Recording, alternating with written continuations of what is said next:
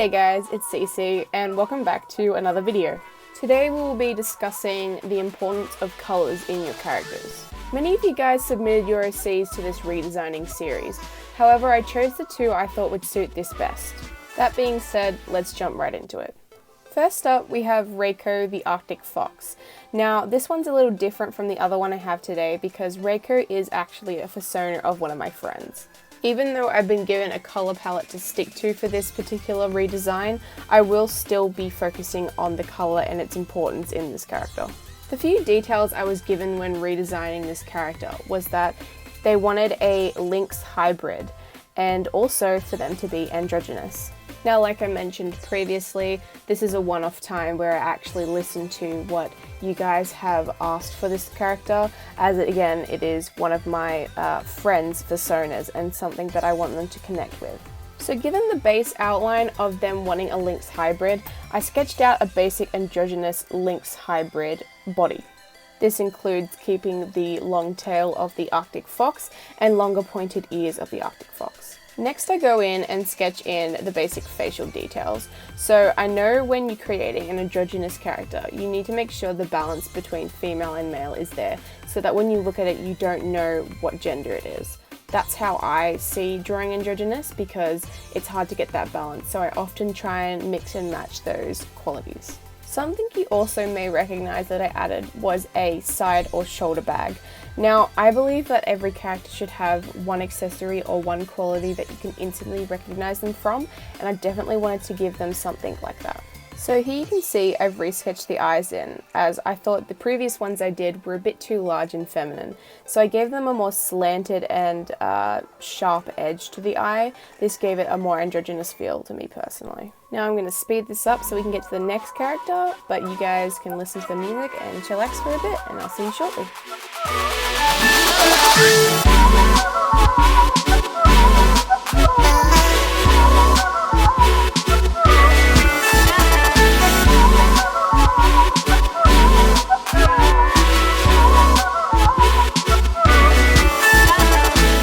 Okay, and we're back to the second character. So this character actually didn't come with a name, so I'm not really going to be referring to anything specific for this video. Now when sketching out this character, I had to keep in mind the things I wanted to redesign about it. For example, in the original, the tail had 3 rings around it. I believe that overcomplicated the character, so I got rid of them straight away. Also, when redesigning a character, you don't need to take a bunch of assets away. Like you can see here what I've done with the antenna. Instead of making them slope backwards, I have folded them forwards. This, I find, gives it a bit more personality and more of an alien vibe that I'm going for. Another thing to consider when redesigning a character is your proportions. Now as you can see here, I've kind of gone more on the unrealistic side and made the chest area larger and the forefront paws larger. This is because I wanted to veer away from that canine aesthetic and more to the alien side. I then lightened my sketches and proceeded to line them. I'm going to complete this alien first, as I find the colour theory in it is more important. Before I start colouring, I make sure to eye drop all the colours to make sure where the hues are at. And just as suspected, when I eye dropped both the greys, they were directly on the left. That is not a good sign. Whenever you're colouring a character or any kind of drawing, you want to avoid using your straight colours. For example, using this grey, make sure it's either cooler or warmer. Just by adding a bit of red or bit of blue, it can really change the whole artwork and make it feel a lot more lively than where you're just using the straight grey from the side. So I start by making the charcoal colour a cooler tone of grey. I quite like this green fur on the back, so I'm using that as my base as to shift the hues of the rest of the character. I then eye dropped the colour of the stripes on the back. Now when I first saw this character, I knew straight away the lime green was a bit off. So I play around in hue shifting and just testing what versions of the colours look right together. I settle on a slightly cooler version of the lime green for the claws and a gradient on the back. I then go in and eye drop the other grey and change that hue according to the one I did previously. Now, instead of keeping the original character's jaw markings separate, I decided to continue it all down the neck and stomach and chest area. I found the original marking kind of felt a bit disconnected on the character, so I decided to have that flow down all the way there. I tried a couple of options for the ear markings, but decided that would look best without. I decided on adding a darker tone of this grey, just as a little accent for the eyes and the ears. The reason I decided to add a darker colour helps in multiple ways. I thought it needed another accent colour that would help make the brighter colours pop, and a darker colour is the best way to do that when the whole character is mainly grey. Now, something I also noticed on this character that's really similar to what you do when designing a character is your accent colour. Now, the main colours of this particular character are mainly cool.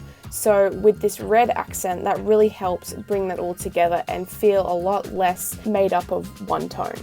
Now, as you can see, I played around with the original colours there, those pinky colours.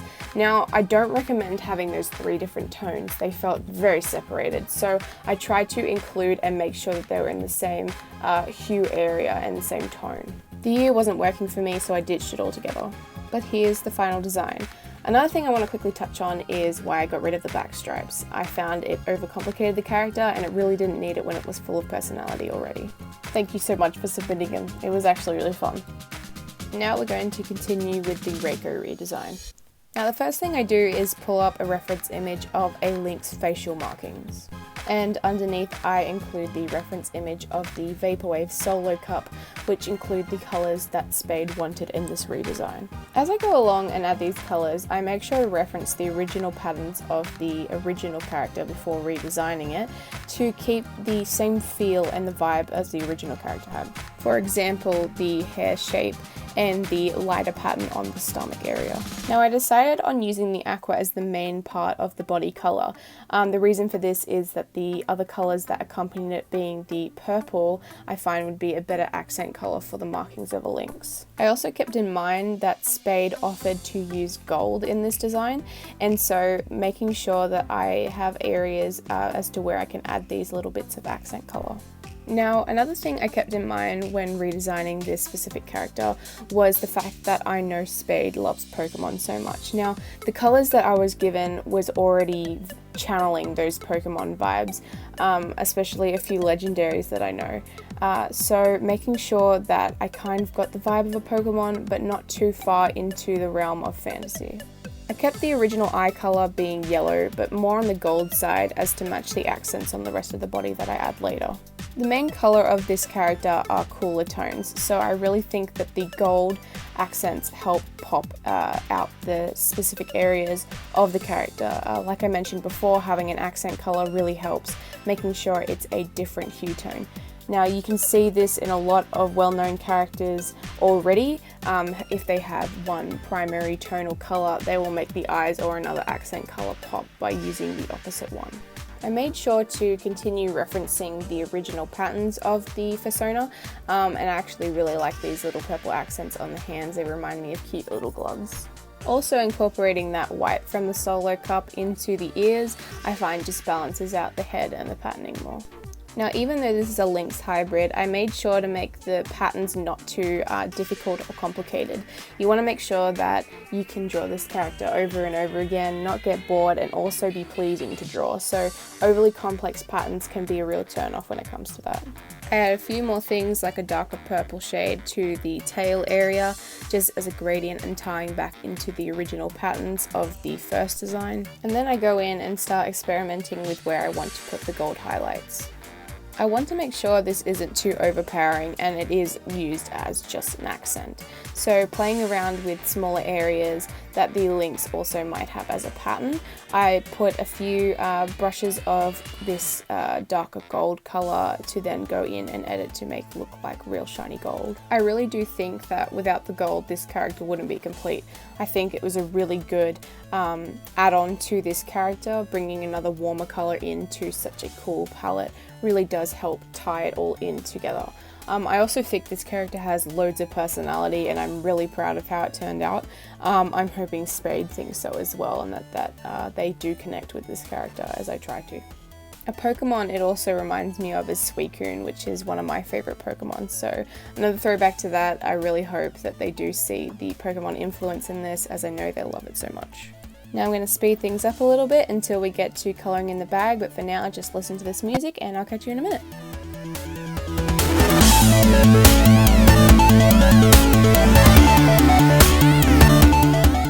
And we're back. That was quick.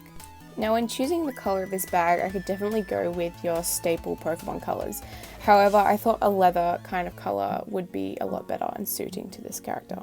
I made sure to use a warmer brown to tie back into that colour theory where the majority of our character is cooler, so I really think this fits the character overall. But at the end of it, I'm really happy with how this turned out, and I hope Spade is as well.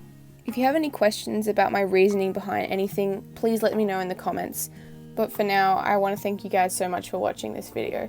I hope that it was helpful in some way, but right now I'd like to take this opportunity to thank my current Patreons. Make It With Alex, Aqualotl, and Chabby75.